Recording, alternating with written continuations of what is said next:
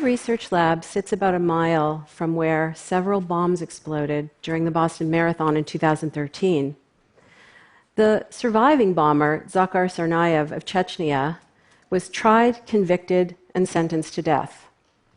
Now, when a jury has to make the decision between life in prison and the death penalty, they base their decision largely on whether or not the defendant feels remorseful for his actions.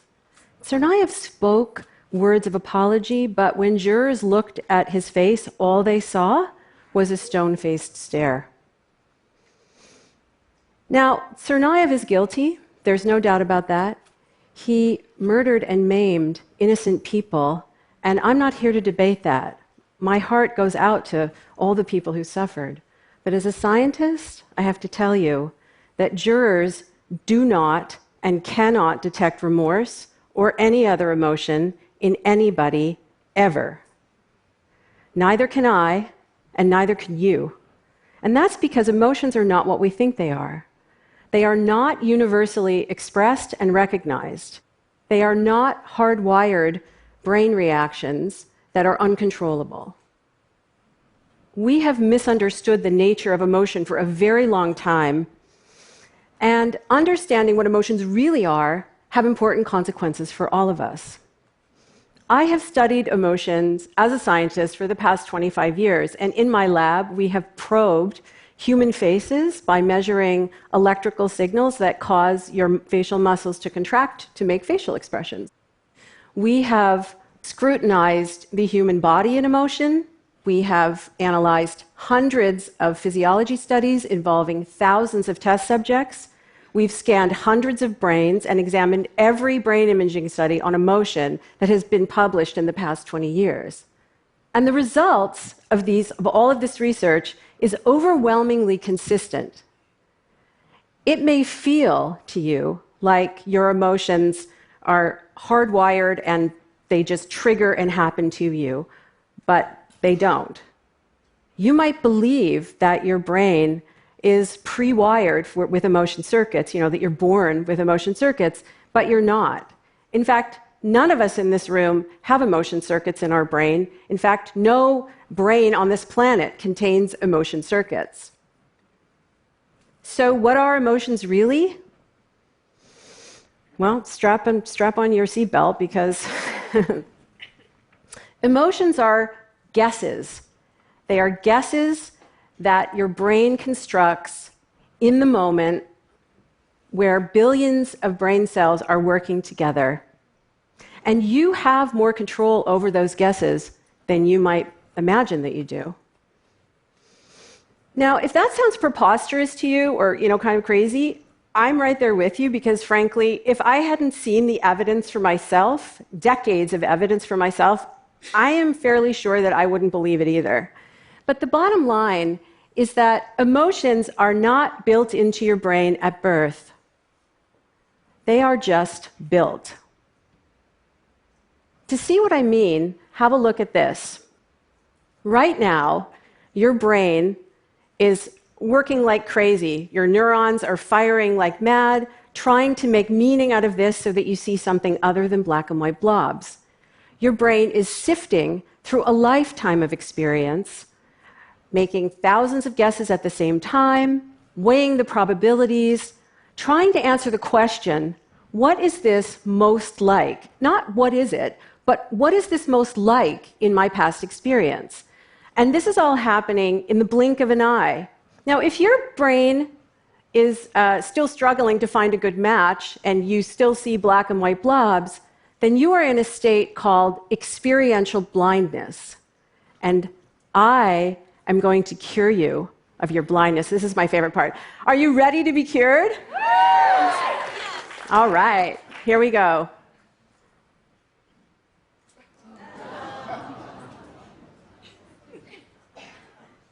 All right. So now, many of you see a snake. And why is that? Because as your brain is sifting through your past experience, there's new knowledge there, the knowledge that came from the photograph. And what's really cool is that that knowledge, which you just acquired moments ago, is changing how you experience these blobs right now. So your brain is constructing the image of a snake where there is no snake. And this kind of a hallucination is what neuroscientists like me call predictions. Predictions are basically the way your brain works. It's business as usual for your brain. Predictions are the basis of every experience that you have. They are the basis of every action that you take. In fact, predictions are what allow you to understand the words that I'm speaking as they come out of my mouth. Exactly. Predictions are primal, right? They help us to make sense of the world in a quick and efficient way. So, your brain does not react to the world. Using past experience, your brain predicts and constructs your experience of the world. The way that we see emotions in others are deeply rooted in predictions, right? So to us, it feels like we just look at someone's face and we just read the emotion that's there in their facial expressions the way that we would read words on a page. But actually, under the hood, your brain is predicting. It's using past experience based on similar situations to try to make meaning. This time, you're not making meaning of blobs, you're making meaning of facial movements, like the curl of a lip or the raise of an eyebrow. And that stone-faced stare? Well, that might be someone who is a remorseless killer.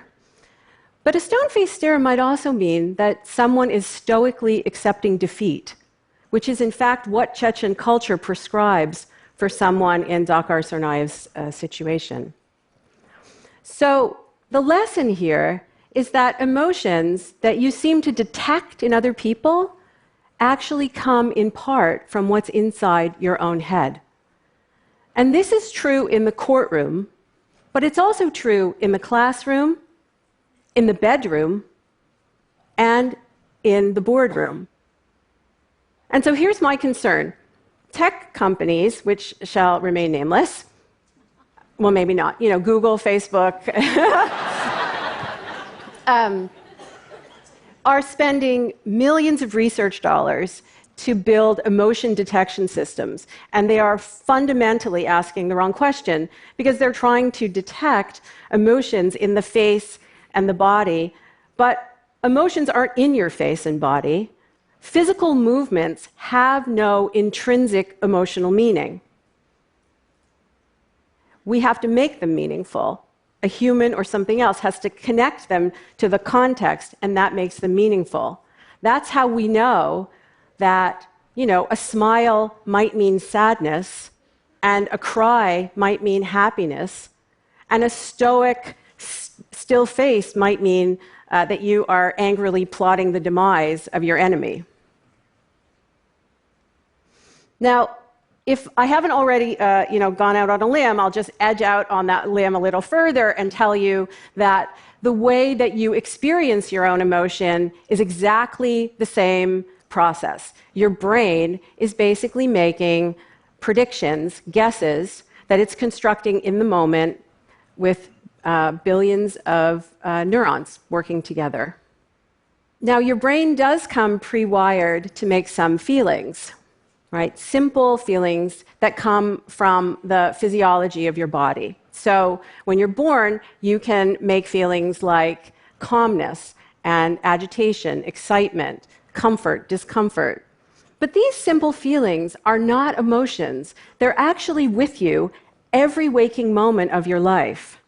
They are simple summaries of what's going on inside your body, kind of like a barometer. But they have very little detail, and you need that detail to know what to do next. What do you do about these feelings? And so how does your brain give you that detail? Well, that's what predictions are. Predictions link the sensations in your body that give you these simple feelings with what's going on around you in the world so that you know what to do. And sometimes those constructions are emotions. So, for example, if you were to walk into a bakery, your brain might predict that you will encounter the delicious aroma of freshly baked chocolate chip cookies. I know my brain would predict the delicious aroma of freshly baked chocolate cookies, and our brains might cause our stomachs to churn a little bit to prepare for eating those cookies. And if we are correct, if in fact some cookies have just come out of the oven, then our brains will have constructed hunger, and we are prepared to munch down those cookies and digest them in a very efficient way, meaning that we can eat a lot of them, which would be a really good thing. You guys aren't not laughing enough. I'm totally serious. This is really... But here's the thing. That churning stomach, if it occurs in a different situation, it can have a completely different meaning. So if your brain were to predict a churning stomach in, say, a hospital room while you're waiting for test results, then your brain will be constructing dread or worry or anxiety. And it might cause you to maybe wring your hands or take a deep breath or even cry. Right? Same physical sensations, same churning stomach, different experience. And so the lesson here is that emotions which seem to happen to you are actually made by you. You are not at the mercy of mythical emotion circuits which are buried deep inside some ancient part of your brain. You have more control over your emotions than you think you do. I don't mean that you can just snap your fingers and, change how you feel the way that you would change your clothes. But your brain is wired so that if you change the ingredients that your brain uses to make emotion, then you can transform your emotional life. So if you change those ingredients today, you're basically teaching your brain how to predict differently tomorrow. And this is what I call being the architect of your experience. So here's an example. All of us have had a nervous feeling before a test, right? But some people experience crippling anxiety before a test. They have test anxiety. Based on past experiences of taking tests, their brains predict a hammering heartbeat, sweaty hands, so much so that they are unable to actually take the test. They don't perform well, and sometimes they not only fail courses, but they actually might fail college. But here's the thing. A hammering heartbeat is not necessarily anxiety. It could be that your body is preparing to do battle and ace that test. Or, give a talk in front of hundreds of people on a stage where you're being filmed. I'm serious. And research shows that when students learn to make determination, right, this kind of energized determination instead of anxiety, they perform better on tests. And that determination seeds their brain to predict differently in the future so that they can get their butterflies flying in formation. And if they do that often enough, they not only can pass a test, but it'll be easier for them to pass their courses, and they might even finish college, which has a huge impact on their future earning potential. So I call this emotional intelligence in action. Now, you can cultivate this emotional intelligence yourself and use it in your everyday life. So just, imagine waking up in the morning. I'm sure you've had this experience. I know I have. You wake up in the morning, and as you're emerging into consciousness, you feel this horrible dread, this real wretchedness. And immediately your mind starts to race, right? You start to think about, the crap that you have to do at work, and that mountain of email, which you will never dig yourself out of, ever, right? And the phone calls you have to return, and that important meeting that you have across town, and you're going to have to fight traffic to get there, which means you're going to be late picking your kids up, and your dog is sick, and what are you going to make for dinner? And oh my God, right?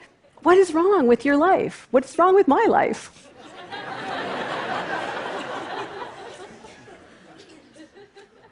That mind racing is prediction. Your brain is searching to find an explanation for those sensations in your body that you experience as wretchedness, just like you did with the blobby image. So your brain is trying to explain what caused those sensations so that you know what to do about them. But those sensations might not be an indication that anything is wrong with your life. They might have a purely physical cause. Maybe you're tired. Maybe you didn't sleep enough. Maybe you're hungry. Maybe you're dehydrated. The next time that you feel intense distress, ask yourself, could this have a purely physical cause? Is it possible that you can transform emotional suffering into just mere physical discomfort? Now, I am not suggesting to you that you can just perform a couple of Jedi mind tricks and then, talk yourself out of being depressed or anxious or any kind of serious condition. But I am telling you that you have more control over your emotions than you might imagine, and that you have the capacity to turn down the dial on emotional suffering and its consequences for your life by learning how to construct your experiences differently. And all of us can do this, and with a little practice, we can get really good at it. Like driving. At first, it takes a lot of effort, but eventually, it becomes pretty automatic.